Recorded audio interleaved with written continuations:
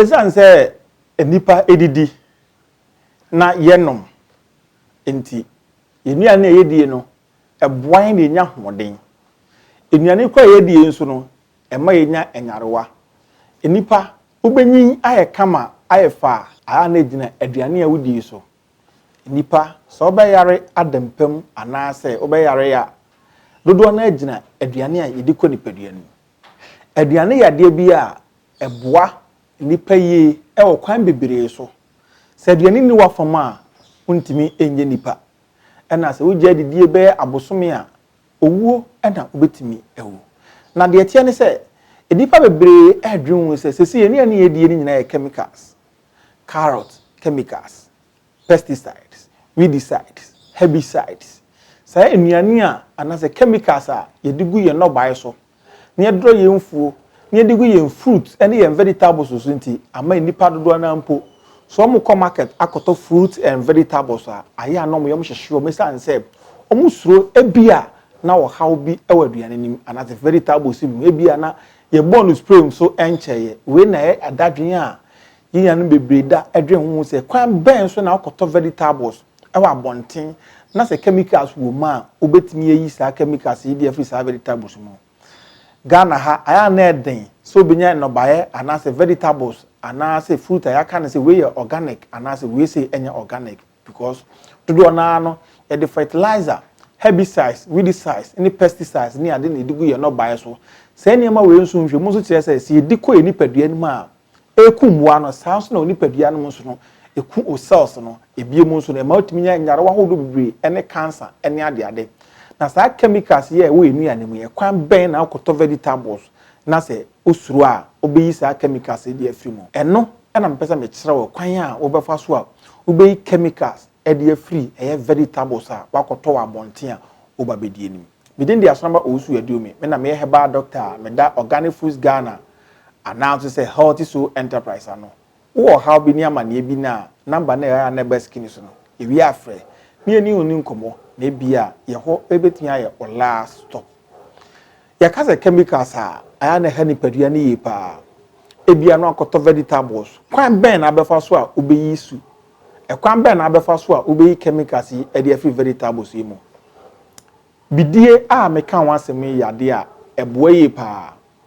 bidie companies ahodo bebre e de bidie etriti ensu a efin ewom companies ahodo bebre e de bidie enema ahodo bebre ne nei ana mpese me kire we se bidie kro ya nso etimi yi efin efri nobae ene chemicals a we enuane ho efri ho de tie ne se bidie ade bi a absorbent ne de ane se atwetwe efin efri ade bi ya ho eno nti so uwe bi a wakoto vegetables na usuro se chemicals bi o vegetables me betimi ya hawa ene de also yenie bomode an se vegetables no anka opea se wotsena na obe waduane a okotoba na nka otwitwa vegetables ni mu na odi bidie be se tablespoon baako na odi asoku saa vegetables yi so odi bidie no esoku saa vegetables yi a esan se wotwitwa mu nti etimi wura vegetables nim ana etwetwe chemicals wo vegetables nim ene ehu nyina efiri mu a obetu saa vegetables ya emfo how ne susaso bia emrew enso wo ba bia okoto vegetables na enso usuro se chemicals wo ho a ene abreni nyina no utwitwa vegetables na wo de jebidie asoku saa vegetables no be se adado ade etia na wo yusu ebe yi efini nyina de afiri mu amanfo be ka se na chemicals ya bidie yi afiri mu entimi ni enuro no anase aduane vegetables na hoden emfiri mu na da bida bidie enyi vegetables na hoden emfiri mu da na emom chemical components na ewo aduane ni mu no chemicals pesticides weedicides herbicides na ewo mu eno na bidie ni efocus on na ayi ni nyina de afiri mu a